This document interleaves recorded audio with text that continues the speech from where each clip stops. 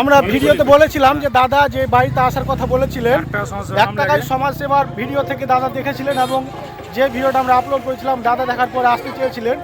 আর দাদা যে টাইম বলেছিলেন সেই টাইমের মধ্যেই কিন্তু দাদা আজকে চলে এসেছে। আমরা রাস্তা থেকে দাদাকে রিসিভ করে নিয়ে যাচ্ছি। এবার দাদা কিছু বলেন। আমি চলেছি, আপনারাও আছেন। দাদা কথা দিয়েছিল।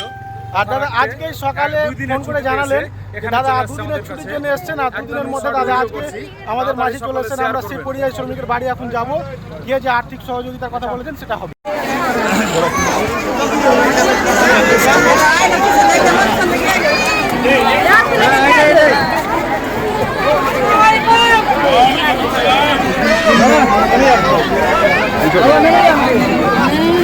দাদা চলে এসেছেন, আমরা ওনার বাড়ি এখন যাচ্ছি।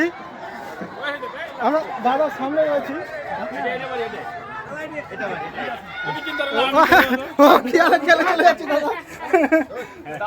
দাদা ফোনে দেখতে দেখতে ভুলে যাচ্ছি।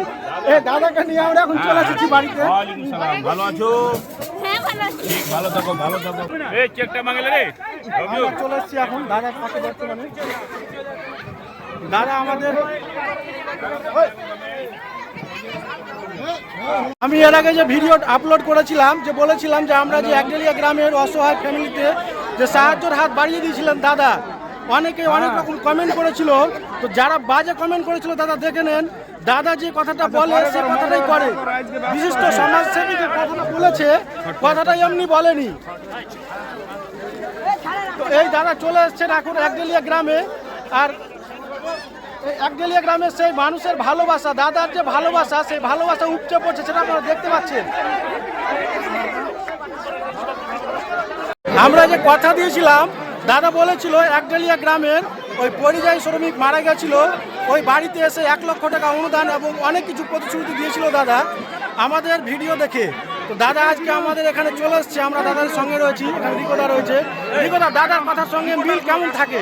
একদম সরাসরি মতিউর রহমান যে কথা বলেছিল, হরিশ্চন্দ্রপুর বিধানসভা, রতুয়া বিধানসভা, চাঁচল বিধানসভা এবং মালতীপুর বিধানসভার কোনো পরিযায়ী শ্রমিক যদি বাইরে মারা যায় তাকে 1 লক্ষ করে টাকা দেওয়া হবে।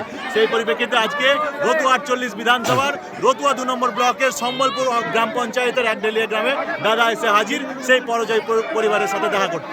এই ভিডিওতে অনেক কমেন্ট করেছে, কিন্তু এই যে দাদা আজকে এসছে লাইভ, দাদা এখন চেক লিখছে হয়তো দাদা দেখতে পাচ্ছেন আপনারা।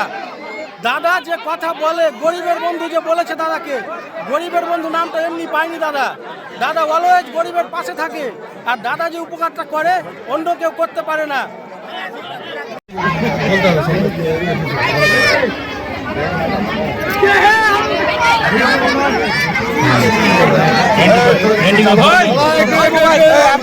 সাইলেন্ট